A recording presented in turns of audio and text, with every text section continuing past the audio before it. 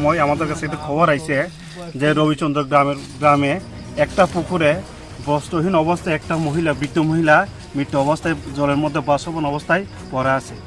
According আমরা বাজারবাট পোস্টের আমরা স্টাফ সহ আমি সহ আমরা ছুটে আসি, এসে দেখি একটা পুকুরের মধ্যে একজন বৃদ্ধ মহিলা বয়স প্রায় 60-এর কাছাকাছি বস্ত্রহীনভাবে মৃত অবস্থায় জলে বাসমান অবস্থায় দেখতে পাই।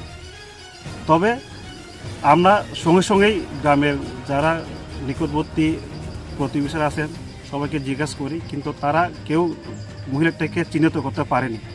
তারপর আমরা যা যা করণীয় আমরা মহিলাটিকে জলের থেকে তুলে নিয়ে আসি। এখন পর্যন্ত আমরা তদন্ত করছি, দেখি কি হয়। যেহেতু মহিলাটা মারা গেছে, তা আমরা মহিলা থানার সঙ্গেই এখন বর্তমানে যোগাযোগ করে আছি। স্যার এখন কে কে আইছে পুলিশের? এখন আমাদের সঙ্গে উপস্থিত হয়েছেন আমাদের খোয়াই থানার SDPO স্যার সহ আমরা আছি বর্তমানে।